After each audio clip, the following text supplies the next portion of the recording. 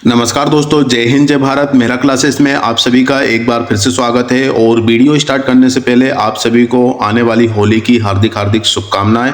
और दोस्तों, आप सभी को पता है कि कल की डेट में सेकेंड फेज का जो एग्जाम 2 जून को होने वाला था उसकी डेट भी एक्सटेंड हो चुकी है।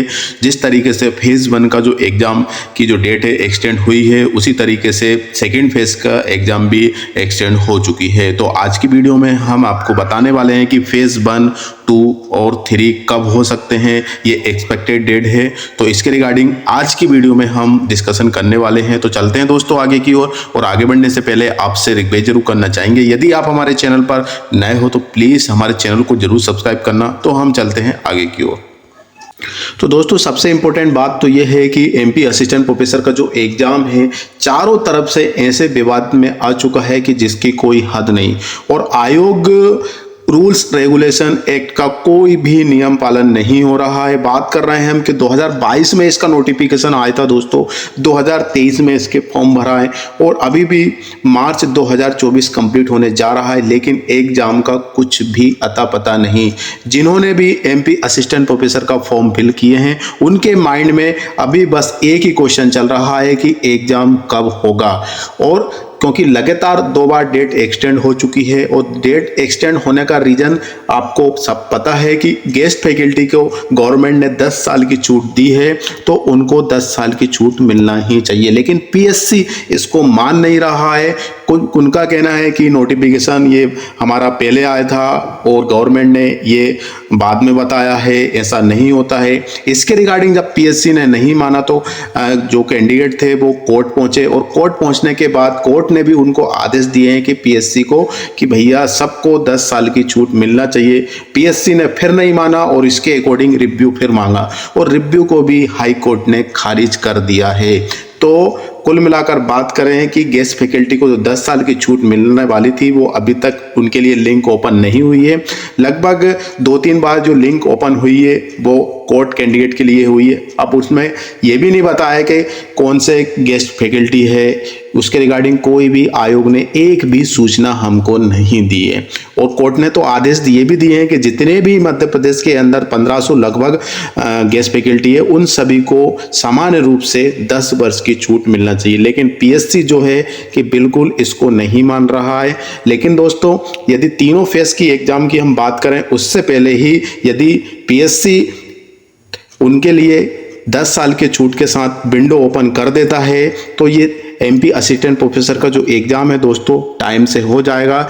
यदि पीएससी ने फेज 1 का एग्जाम पहले से ले लिया है, लेना चाह रहे हैं या नोटिफिकेशन आउट कर देंगे फ्यूचर में, तो फिर ये समझ लिए कि फिर से इस पर बात उठेगी, क्योंकि गेस्ट फैकल्टी चुपचाप नहीं बैठने वाली है। लगभग 1500 लोग हैं और 1500 लोग के अकॉर्डिंग देखा जाए तो काफ़ी ज़्यादा मात्रा में है और इतने साल से वो सेवा प्रदान कर रहे हैं। और लास्ट मोमेंट में यदि गेस्ट एमपी असिस्टेंट प्रोफेसर का फॉर्म आया है तो उनको मौका तो मिलना चाहिए। तो पीएससी को एक बार फिर से यहाँ पर लिंक ओपन कर देना चाहिए। लिंक ओपन करने के बाद तीनों फेज का एग्जाम साथ ले ले या फिर तीनों फेज का अलग अलग ले लेते हैं। अब इसके अकॉर्डिंग गेस्ट फैकल्टी के यहाँ पे विंडो ओपन होना चाहिए और ये ऐसा होना भी है। अब लोकसभा चुनाव है दोस्तों, तो लोकसभा चुनाव के अकॉर्डिंग अभी कुछ नहीं हो सकता। इसके चलते हुए अभी थोड़ा सा वेट करना होगा।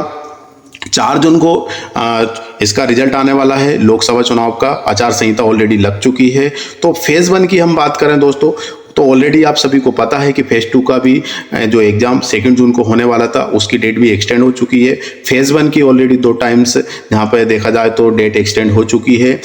फेज 2 का तो रीजन उन्होंने बता दिया है कि लोकसभा का चुनाव है, इस वजह से नहीं हो सकता। लेकिन फेज 1 की हम बात करें तो फेज 1 जब तक नहीं होगा जब तक फेज 2 भी नहीं हो सकता। अब बात करें 4 जून को क्या है दोस्तों, 4 जून को आपका रिजल्ट है लोकसभा चुनाव का। और इसके बाद यदि हम सपोज डेट करें कि यदि 10 तारीख को या फिर 15 तारीख को कुछ भी नोटिफिकेशन आता है एग्जाम के रिगार्डिंग एमपीपीएससी की ओर से, यदि वो फॉर्म फिल करने के लिए या फिर एग्जाम के लिए ही मान लेते हैं अपन, हो सकता है कि वो अभी विंडो ओपन कर देते हैं। तो सबसे पहले तो हम एग्जाम की बात मान लेते हैं कि 10 जून के बाद यदि 10 तारीख को यदि नोटिफिकेशन आता है एग्जाम का शेड्यूल का, तो लगभग अगले 1 महीने में एग्जाम होगा। इतना पहले तो वो बताएंगे ही बताएंगे, 1 महीने के लिए टाइम होगा। मतलब यदि 10 तारीख को यदि 10 जून को यदि नोटिफिकेशन आता है तो अगली 10 तारीख को जून और जुलाई, तो जुलाई को आपका एग्जाम हो सकता है। ये एक्सपेक्टेड है दोस्तों, इसको मतलब कंफर्म मत समझना। मैं आपको अंदाजा बता रहा हूँ कि यदि 10 जून को यदि नोटिफिकेशन आता है तो अगले 10 जुलाई को आपका एग्जाम हो सकता है। ये फेज 1 की हम बात कर रहे हैं। अब फेज 1 यदि 10 जुलाई को हो रहा है तो फिर ये समझ लिए कि इसका जो एग्जाम है जो 2 जून को होने वाला था, डिफरेंस यदि हम देखें कि 28 जनवरी को यहाँ पे एग्जाम होने वाला था फेज 1 का, और 28 जनवरी के बाद क्या है, फरवरी 1 हो गया, मार्च 2 हो गया, अप्रैल 3 हो गए, मई 4 हो गए। तो 4 महीने का इन्होंने डिफरेंस रखा था सेकंड फेज में। तो 4 महीने का यदि डिफरेंस रखते हैं, यदि नहीं रखते हैं तो 2 महीने का डिफरेंस तो रखते हैं।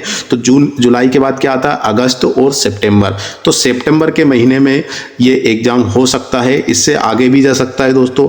अब सितंबर का यदि एग्जाम नहीं होता है, इसकी डेट और आगे जाती है तो फेज 3 भी आगे जाएगा। अब नवंबर की में ही आ रहा है, ये 17 नवंबर को आपका एग्जाम होने जा रहा है फेज 3 का। यदि इसकी डेट आगे बढ़ी तो लगभग ये समझ लीजिए कि 2025 में ही हम इंटर हो जाएंगे और 2025 में ही इसका एग्जाम होना पॉसिबल हो पाएगा। ये कंडीशन आपके सामने ही है दोस्तों। मैं कुछ अपने अकॉर्डिंग नहीं बता रहा हूँ कि अपने अकॉर्डिंग के कुछ भी बता रहा हूँ, नहीं, ये ऐसी कंडीशन बन रही है इस टाइम पे और ऐसा होना भी निश्चित है। ऑलरेडी मैं आपको बता चुका हूँ काफ़ी बार कि जो हम बताते हैं वो एक लॉजिकल फैक्ट और इसके अकॉर्डिंग ही बताते हैं, अपने अकॉर्डिंग आपको गुमराह नहीं करते हैं हम। ऑलरेडी हम आपको बता चुके थे कि जो 28 जनवरी को जो एग्जाम मतलब मार्च में जो एग्जाम होने वाला था उसकी डेट बढ़ने वाली है। लेकिन काफ़ी लोग हम पे ही कमेंट करने लगे कि सर आप गलत सूचना दे रहे हैं और ऐसा नहीं होगा और ऐसा नहीं होगा। कंटिन्यू हम पे और कुछ तो ऐसे बोलने लगे सर आप पे हम केस कर देंगे यदि ऐसा नहीं हुआ। और लेकिन आपको पता है कि 27-28 तारीख में इसके लिए नोटिफिकेशन आउट हुआ और इसके बाद डेट आगे बढ़ चुकी है और वो डेट का अभी तक हमको पता भी नहीं है कि एग्जाम कब होगा। तो दोस्तों इसका एग्जाम आप समझ लीजिए अभी फिलहाल की कंडीशन में जुलाई जाने वाला है। इसके बाद इसका जो एग्जाम है वो सितंबर या फिर अक्टूबर के महीने में जा सकता है। इसका जो एग्ज़ाम ऑलरेडी यदि टाइम से यदि जो एग्ज़ाम हो जाते हैं तो ये एग्ज़ाम पे इफेक्ट तो नहीं पड़ेगा, लेकिन जहाँ तक है कि इस पे इफेक्ट बिल्कुल पड़ने वाला है। 17 नवंबर को इसका एग्ज़ाम होने वाला है अभी आज की कंडीशन में, लेकिन यदि ये डेट बढ़ती है तो फिर ये 2025 में ही जा पाएगा। ठीक है ना, तो इसके अकॉर्डिंग ये कंडीशन बन रही है। तो हमें तैयारी तो करते रहना है, लेकिन पूरी तरीके से अभी डिपेंड मत रहो। डिपेंड रहोगे तो अपने आप को डिमोटिव कर लोगे तो हमारी स्टडी में बिल्कुल भी ध्यान नहीं लगेगा, बिल्कुल से हम अच्छे तरीके से बिल्कुल स्टडी नहीं कर पाएंगे। इसीलिए जो अभी आप कंटिन्यू जहाँ पे कोई वर्क कर रहा है, प्राइवेट जॉब कर रहा है, प्राइवेट कोचिंग पढ़ा रहा है, कहीं भी कुछ कर रहा है, करते रहिए। टाइम मिलता है तो बिल्कुल MP असिस्टेंट प्रोफेसर पेपर 1 और पेपर 2 के लिए टाइम निकालिए अपने अकॉर्डिंग। हमारी टेस्ट सीरीज ज्वाइन कीजिए, टेस्ट सीरीज ज्वाइन ऑलरेडी कर चुके हैं तो टेस्ट लगा लीजिए, बार बार टेस्ट लगाइए।